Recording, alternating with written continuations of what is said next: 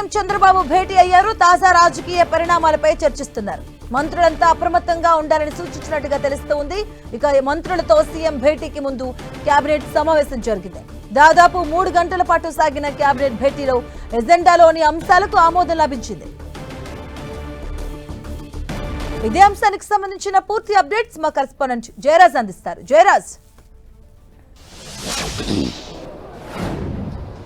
Madhavi, AP cabinet సమావేశం ముగిసింది. దాదాపు 3 గంటల పాటు జరిగిన ఈ సమావేశంలో 20కి పైగా ఎజెండాలో అంశాలన్నీ కూడా కేబినెట్లో సుదీర్ఘంగా చర్చించి ఆమోదం తెలిపారు. ముఖ్యంగా AP circular economy, waste recycling policy 25-30కి సంబంధించినటువంటి అంశంపైన సుదీర్ఘంగా చర్చించి ఏకగ్రీవంగా ఆమోదించారు. పర్యాటక ప్రాజెక్టులకు భూముల కేటాయింపు కోసం రూపొందించినటువంటి మార్గదర్శకాలపైన కూడా ఈరోజు ఏపీ కేబినెట్లో చర్చ జరిగింది. అదేవిధంగా అధికార భాషా కమిషన్ పేరును మండలి వెంకటకృష్ణారావు అధికారిక భాషా కమిషన్గా మార్చడానికి కూడా ఏపీ కేబినెట్ ఏకగ్రీవంగా ఆమోదం తెలిపింది. వ్యవసాయ భూమిని వ్యవసాయేతర భూమిగా మార్చడానికి సంబంధించిన నాలా చట్టాన్ని సవరించాలనేటువంటి అంశానికి సంబంధించి కూడా ఏపీ కేబినెట్ ఏకగ్రీవంగా ఆమోదం తెలిపింది. ఇటీవల జరిగిన 51వ సిఆర్డీఏ సమావేశంలో తీసుకున్నటువంటి నిర్ణయాలు, దీంట్లో వచ్చిన ప్రతిపాదనలు కూడా ఏపీ కేబినెట్ ముందుంచారు. వాటిలన్నింటినీ కూడా ఏపీ కేబినెట్ సమావేశం ఏకగ్రీవంగా ఆమోదించింది.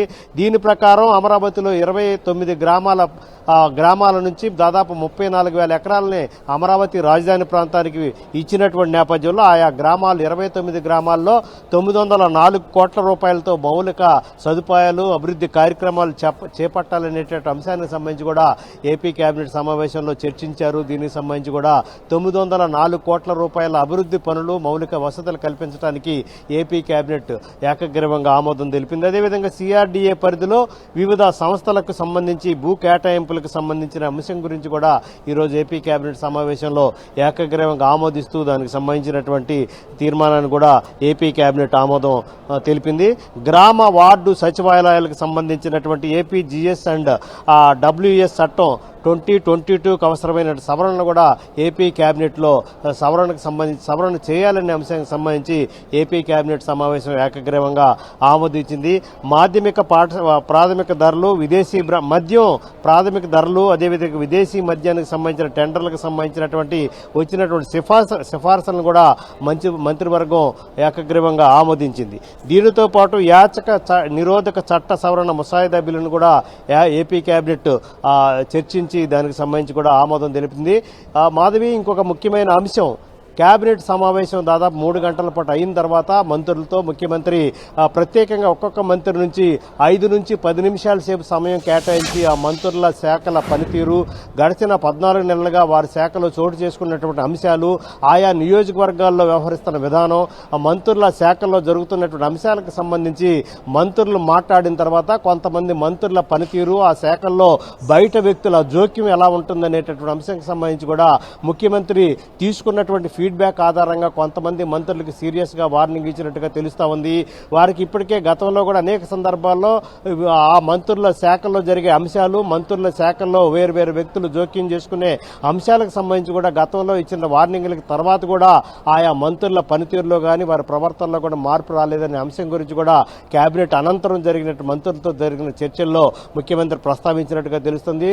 ఇక మీదట అలాంటి అంశాలు వస్తే ఎట్టి పరిస్థితుల్లో సహించబోమని చెప్పేసి ముఖ్యమంత్రి సీరియస్ గా ఆయా మంత్రులకు వార్నింగ్ ఇచ్చినట్టు తెలుస్తుంది. దీనితో పాటు ఆయా మంత్రులు ఆయన నియోజకవర్గంలో ప్రజలకు అందుబాటులో ఉండటం కానీ, ఆయా జిల్లాలకు ఇన్ఛార్జీలుగా ఉన్నటువంటి మంత్రులు అక్కడ ఉన్నటువంటి సమీక్ష సమావేశాలు కానీ, అభివృద్ధి సంక్షేమ కార్యక్రమాలు ప్రభుత్వం ఏవైతే పథకాలు ఇస్తుందో ఆ పథకాలను ప్రజల్లో తీసుకెళ్లే అంశం గురించి కూడా కొంతమంది మంత్రులు చాలా ఉదాసీనంగా వ్యవహరిస్తున్నారు. అట్లాంటి వాళ్ళు ఇక నుంచి కూడా స్పీడప్ చేయాలి, అక్కడ ఉన్నటువంటి పరిస్థితులను కూడా ప్రభుత్వానికి అనుకూలమైనటువంటి అంశాన్ని, వాతావరణాన్ని సృష్టించాలని చెప్పేసి ముఖ్యమంత్రి సూచించినట్టుగా సమాచారం అందుతుంది. ఇటీవల కాలంలో ప్రతిపక్షాలు చేస్తున్న విమర్శలకు సంబంధించి ధీటైన సమాధానం ఇవ్వాల్సిన సందర్భంలో కూడా మంత్రులు ఆ విషయాలు ఏమి పట్టించుకోకుండా మౌనంగా ఉండటం అనేది అది ఏమాత్రం సరైన విధానం కాదని చెప్పేసి ముఖ్యమంత్రి మంత్రులకు సూచించినట్టు తెలుస్తుంది.